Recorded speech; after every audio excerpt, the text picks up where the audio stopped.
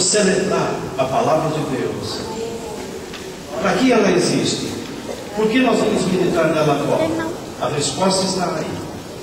A Bíblia inteira nos foi dada por inspiração de Deus, e é útil para nos ensinar que é verdadeiro e para nos fazer compreender o que está errado em nossas vidas.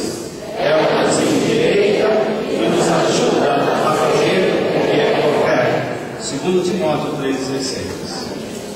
Hoje eu quero conversar com vocês aqui, meditar com vocês sobre eu tenho a semente da vitória, é Jesus.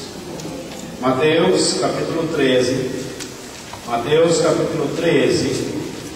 Evangelho de Mateus capítulo 13, versículos 4 ao 8 e o verso 23. Quem achou, diga amém. Amém. Quem não achou, diga estou no caminho da salvação.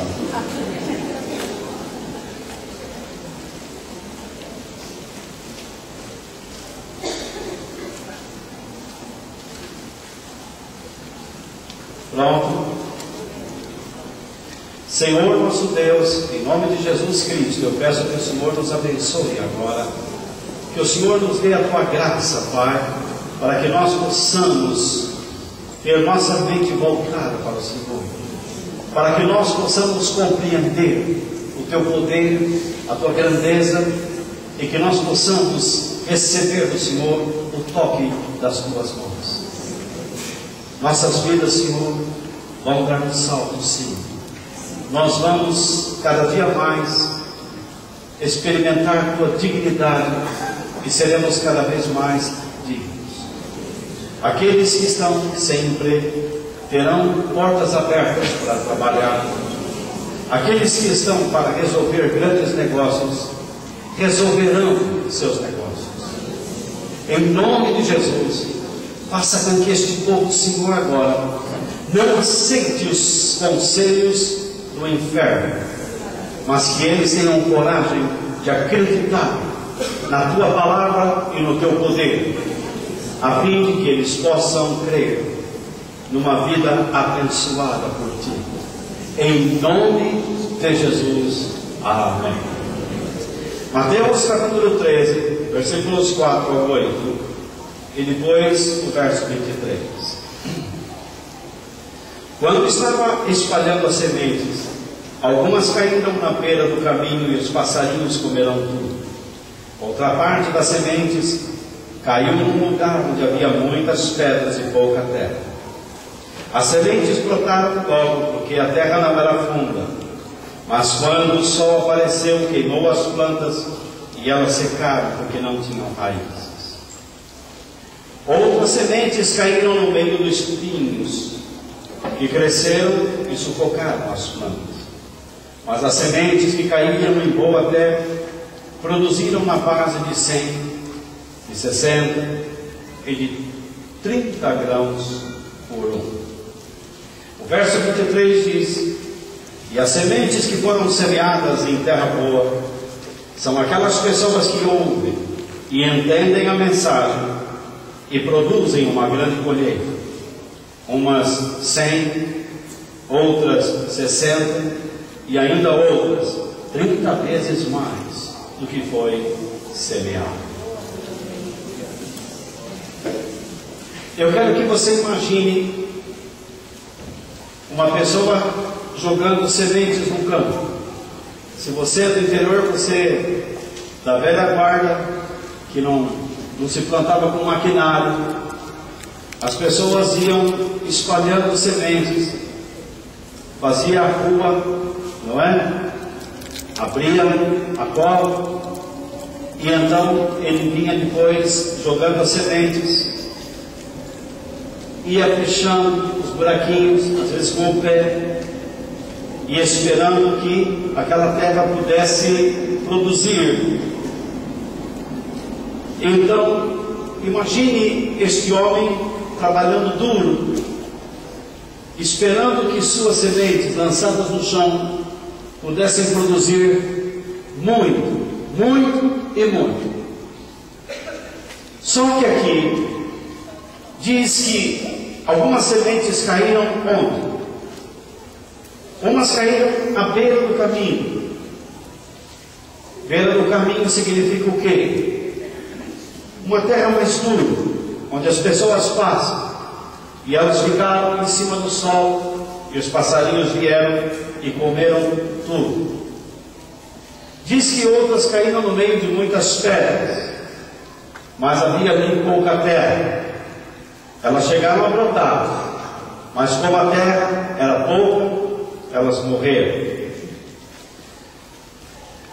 E o sol fustigante em si secou. Outras sementes caíram no meio dos espinhos. Elas cresceram, mas os espinhos sufocaram a semente.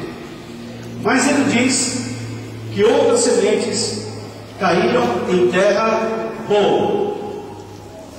E nós temos a explicação dessa terra boa no versículo 23. Que são pessoas que ouvem com atenção, entendem o alvo, o propósito da mensagem de Deus, entendem a razão do que Deus está propondo, e elas ouvem isso, guardam no coração, e o resultado na vida delas se vê rapidamente. Suas vidas começam a mudar. Elas saem daquele estágio de morte e passam a viver, passam a produzir, passam a frutificar, passam a multiplicar, e elas se empolgam com esta vida. O que Deus quer fazer na sua vida? Ele quer fazer com que você produza. Jesus, está falando do Evangelho, mas a produção na vida é tanto espiritual, como emocional, como também material. A palavra de Deus diz: não vi um justo sequer mendigar o pão. Por que será que tantas pessoas entram nas igrejas hoje e permanecem a vida toda em grandes necessidades? Não é vontade de Deus para isso. Porque algumas pessoas estão vivendo um tormento emocional e não conseguem vencer esse drama emocional. A vontade de Deus é que esta pessoa seja vitoriosa em sua alma. Porque algumas pessoas frequentam a igreja e não conseguem ter um relacionamento com Deus, não aprendem a ouvi-lo falar, não conseguem entender seus planos e sua vontade. Seria isso difícil? Não. A vontade de Deus é revelar para cada pessoa seus planos eternos, espirituais, emocionais e materiais. Deus fala que nós um dia vamos morar na sua presença. Nós teremos um relacionamento espiritual com Ele.